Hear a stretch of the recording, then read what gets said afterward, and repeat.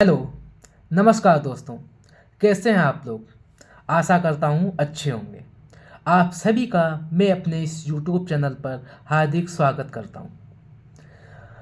क्योंकि आज 12 जनवरी है, आज राष्ट्रीय युवा दिवस भी है। क्योंकि आज ही के दिन 12 जनवरी 1863 को स्वामी विवेकानंद जी का जन्मदिन होता है। उन्हीं के जन्मदिन के अवसर पर पूरे भारत में राष्ट्रीय युवा दिवस मनाया जाता है। किसी भी देश की जो उसकी सफलता का कारण होता है, किसी भी देश की तरक्की के पीछे जो कारण होता है, उसमें सबसे ज़्यादा योगदान जो होता है वो उस देश के युवा का होता है। क्योंकि भारत युवाओं का देश कहा जाता है, इसीलिए इससे और भी आशाएं बढ़ जाती हैं कि क्या भारत फिर से वो नई ऊंचाइयों को छू पाएगा। क्या भारत विश्व में टॉप जीडीपी में शामिल हो पाएगा, टॉप 2-3 जीडीपी में शामिल हो पाएगा। क्या भारत फिर से विश्व गुरु बन पाएगा। इन सभी सवालों का जवाब मैं अपने एक आगे वीडियो में दूंगा और बताऊंगा कि युवा, आज का युवा किन नकारात्मक चीजों के पीछे भाग रहा है और उनका सॉल्यूशन क्या है वो भी बताऊंगा। स्वामी विवेकानंद जी के जो गुरु का नाम था वह रामकृष्ण देव था, जिनसे उन्होंने सीखा और सबसे ज्यादा प्रभावित भी वो उन्हीं से हुए। एक बार विवेकानंद जी के पास में एक व्यक्ति आता है और वो कहता है कि मैं इतना असफल क्यों हूं, बल्कि मैं बहुत मेहनत करता हूं, उसके बाद भी मैं सफल नहीं हूं। तो इस पर विवेकानंद जी कहते हैं कि ऐसा करो, जो मेरा कुत्ता है इसको टहला के लाओ। उस व्यक्ति ने कहा चलो ठीक है, टहला के लाते हैं, कल उसके बाद में ही मैं आपको बताऊंगा कि आप असफल क्यों हैं। वह व्यक्ति कुत्ते को टहलाने के लिए ले जाता है और उसके आधे एक घंटे के बाद में वह वापस आता है। कुत्ता हाफ रहा होता है। तो विवेकानंद जी कहते हैं कि कुत्ता इतना हाफ क्यों रहा है, इतना थका हुआ क्यों है, बल्कि तुम्हारे चेहरे पे तो बिल्कुल ही सिकन नहीं है, बिल्कुल ही थकान नहीं महसूस हो रही है। तो वह व्यक्ति कहता है कि मैं तो सीधे रास्ते से जा रहा था, मैं सीधे रास्ते से गया और सीधे रास्ते से वापस आया, लेकिन ये जो मेरे साथ में जो कुत्ता था वो इधर उधर भाग रहा था, इसीलिए ये इतना ज्यादा थक गया है। तो इस पर विवेकानंद जी मुस्कुराए और बोले कि यही कारण है कि आपके असफल होने का। आप जो रास्ता तय करते हैं, आप जो टारगेट बनाते हैं, उसी को पूरी तरीके से पूर्ण नहीं कर पाते हैं। आप मार्गों से भटकते हुए जाते हैं, मार्ग भटक जाते हैं। यही कारण है कि आप सफल नहीं हो पा रहे हैं। आपकी सफलता में जो बाधा है वह एक टारगेट को ना लेकर जो साइड के अन्य टारगेट हैं उनको लेना है, उनको भी पकड़ना है, जिससे तुम अपने मार्ग से भटकते जाते हो और अपनी मंजिल से दूर होते जाते हो। अब कुछ लाइनें भारत के युवाओं के लिए की। किसी भी देश की तरक्की के लिए जो सबसे जिम्मेदार तत्व होता है वह व्यक्ति होता है, युवा होता है। युवा ही तय करता है कि उस देश का भविष्य क्या होगा। युवा ही तय करता है कि आने वाला कल क्या होगा। क्या भारत का युवा यह तय किए पा रहा है कि भारत फिर से एक विश्व गुरु बनने की ओर आगे बढ़ रहा है। आज 5G के ज़माने में, 7G के ज़माने में टेक्नोलॉजी इतनी तेज हो चुकी है कि आप जो भी सूचना चाहते हैं वो सेकंडों में आपके पास आ जाती है। लेकिन आज के समय में जितना ज़्यादा टेक्नोलॉजी के समय में आगे बढ़ रहे हैं, उतना ही खतरा भी उत्पन्न हो रहा है। युवा जो देखना क्या पसंद करता है, आजकल जो सोशल मीडिया पे देखते हैं, क्या सीखने को मिल रहा है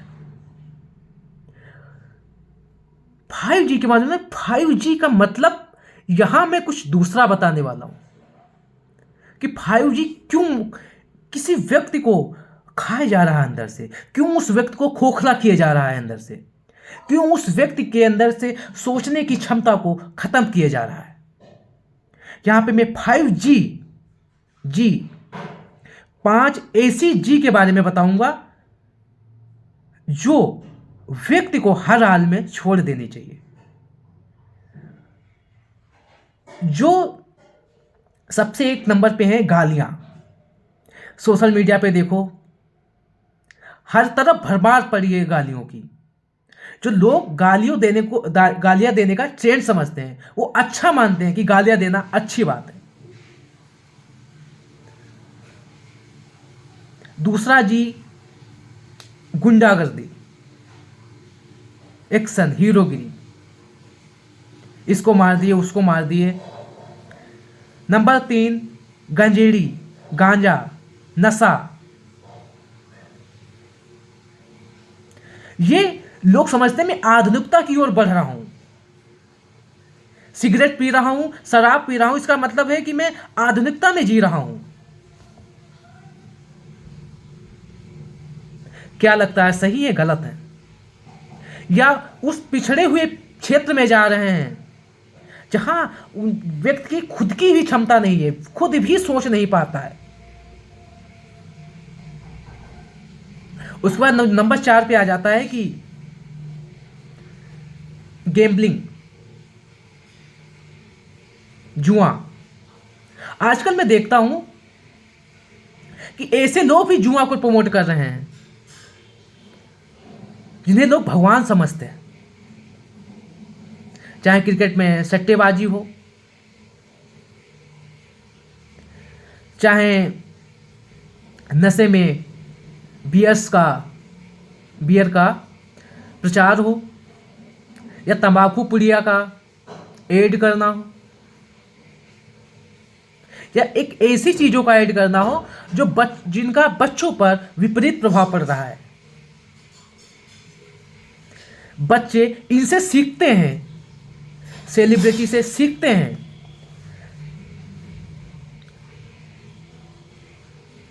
और जो वही सेलिब्रिटी कहता है कि शराब पीना अच्छी बात है, गुटखा खाना अच्छी बात है, सट्टा लगाना अच्छी बात है,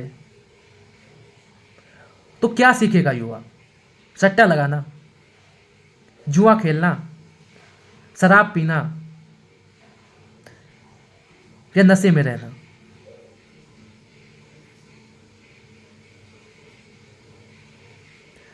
गन कल्चर, लोग गन को रखना समझते हैं कि ये अच्छी बात है, और कोई भी बोलेगा सीधा मार देंगे। ये आपके लिए ही खतरा है।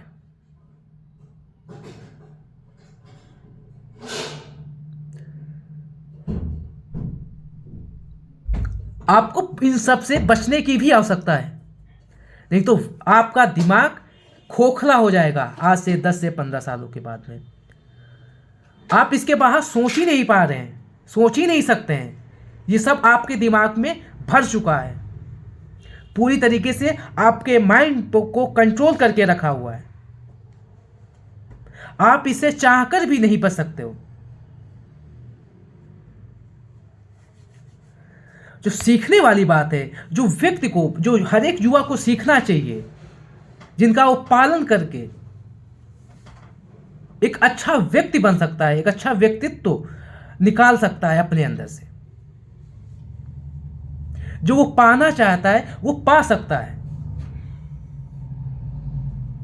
उसमें मैंने 4 से 5 पॉइंट तैयार किए हैं। नंबर 1 है कि वर्क हार्ड, कठिन परिश्रम।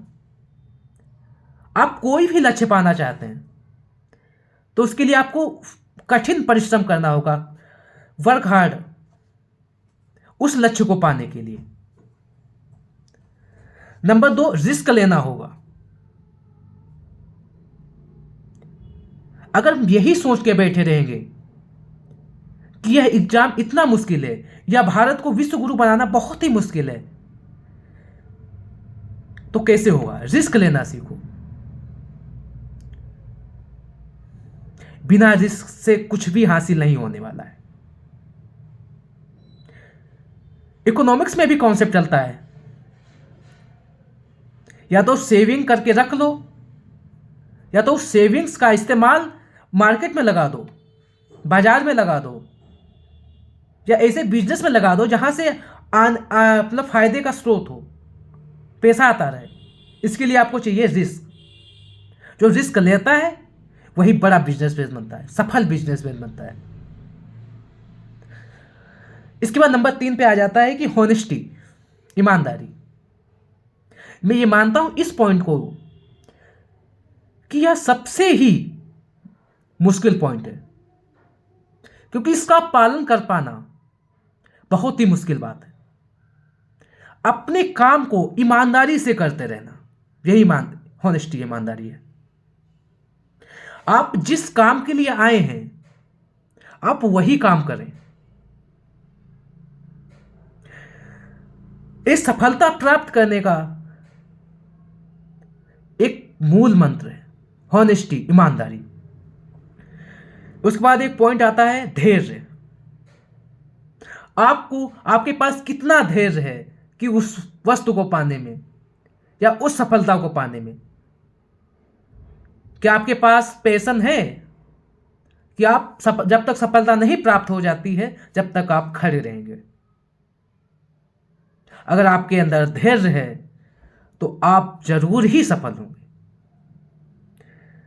इसके बाद एक लास्ट पॉइंट है कि पॉजिटिव सोच। एक सोच ही है जो व्यक्ति को एक व्यक्ति से भगवान बना देती है। सोच, थिंक्स, एक विचार, पॉजिटिव विचार। जब भी हम कुछ अच्छा सोचते हैं, पॉजिटिव सोचते हैं, तो हम माइंडसेट भी उसी तरीके से कार्य करने लगता है, जिससे हमारा कार्य और भी आसान हो जाता है।